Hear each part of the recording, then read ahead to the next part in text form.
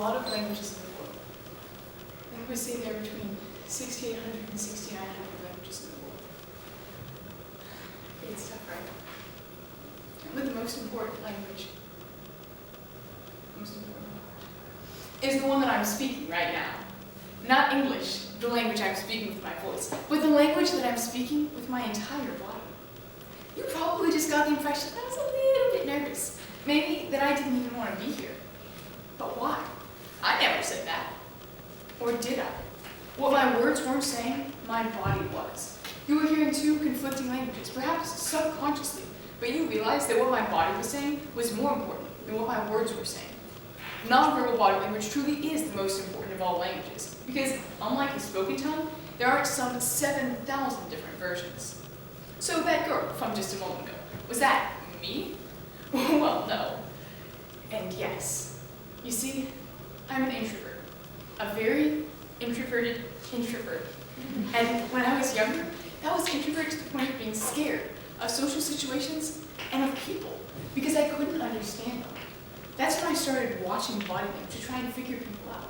But it wasn't until I started reading about body language that those amateur observations became much more scientific. So I'd like to share this fascinating subject with you, talking about the basis of body language, the most common tells, and why it's so critical that we learn to use and understand body language. So how is it that body language is universal? Why does a smile mean happiness on every continent? Because while our spoken language comes from our culture, body language comes from something innate, something built into us, the limbic system of the brain.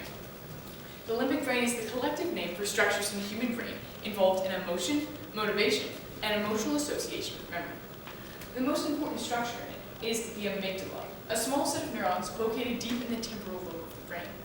This is considered the seat of emotion in the brain, and many different mental disorders such as PTSD, depression, phobias, and others come from abnormal function of the amygdala. The limbic system as a whole is the part of our brain that controls subconscious movement, allowing us to react to stimuli instinctively, and then giving the neocortex, or thinking part of the brain, time to analyze the situation and react in a more well-thought-out manner. Joe Navarro, former FBI counterintelligence agent who specialized in nonverbals, wrote, quote, "Since these actions occur without thought, unlike words, they are genuine. Thus, the limbic brain can be considered the honest brain when we think of nonverbals." This is why it's so unfortunate that most people don't know body language. It's a critical part of communication that they don't even know is there. Now that we know why body language is a universal language, you're probably, as I was, curious to learn a bit of this language for yourself.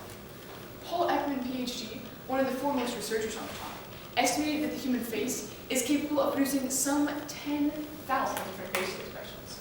And that's just the face.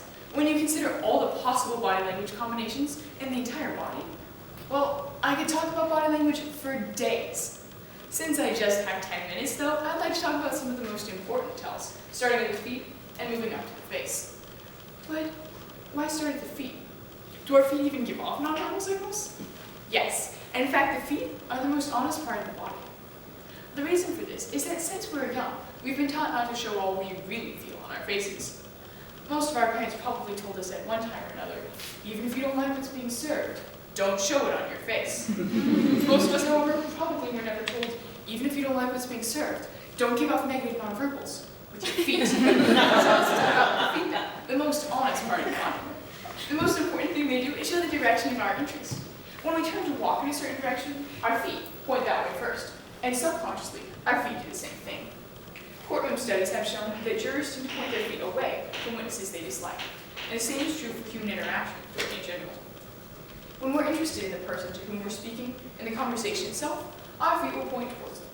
But over time, as the person starts to drone and the conversation starts to bore us, our feet will start turning subconsciously out and away from the conversation.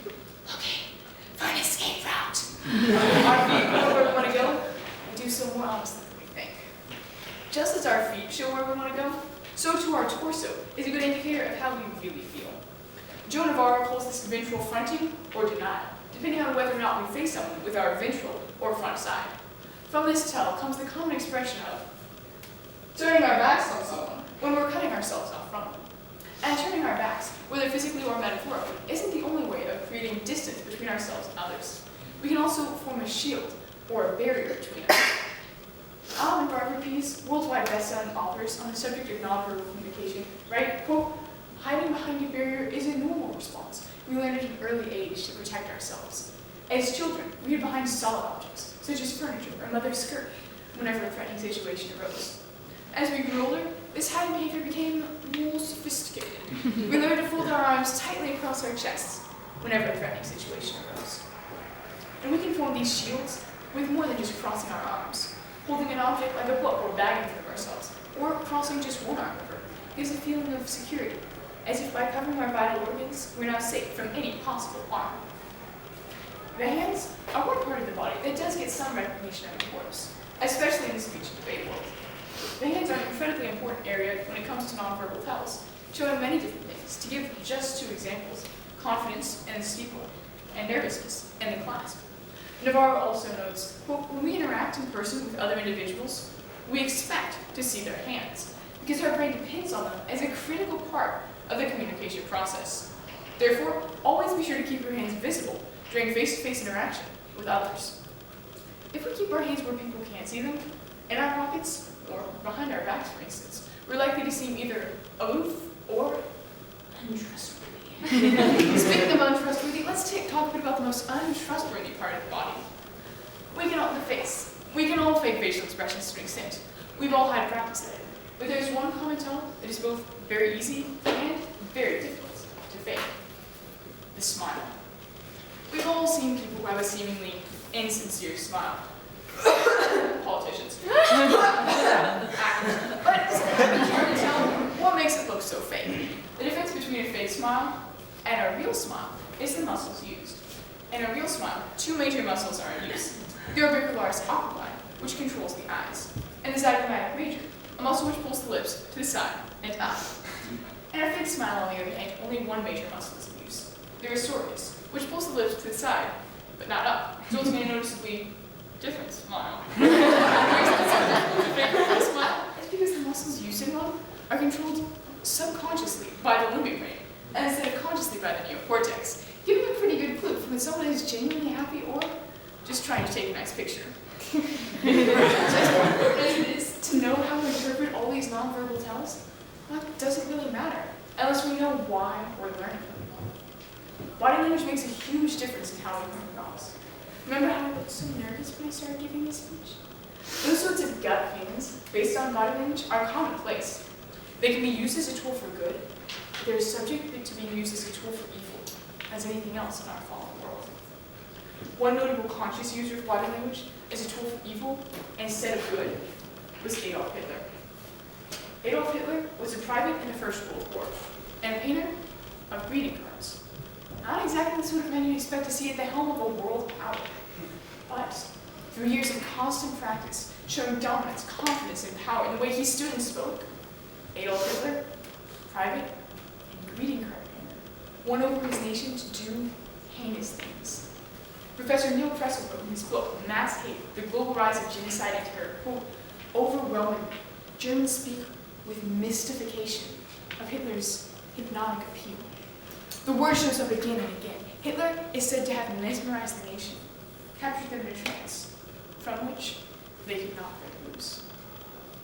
Hitler was unfortunately a phenomenal speaker and a skilled user of body language, but he used that great power for evil, not for good. We, however, have the opportunity to use this power of body language for good, not only to communicate, but also to understand.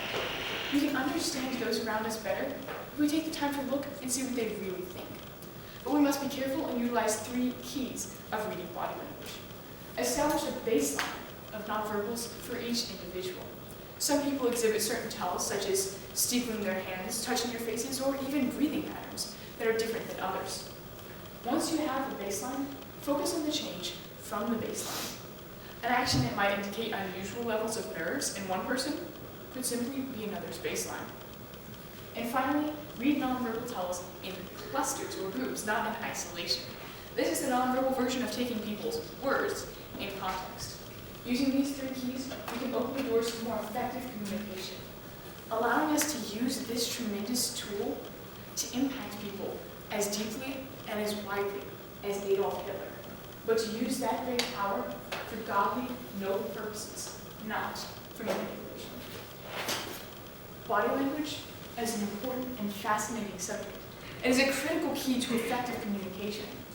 But along with the great power that body language brings, both to communicate and to understand, comes also great responsibility. Thank you.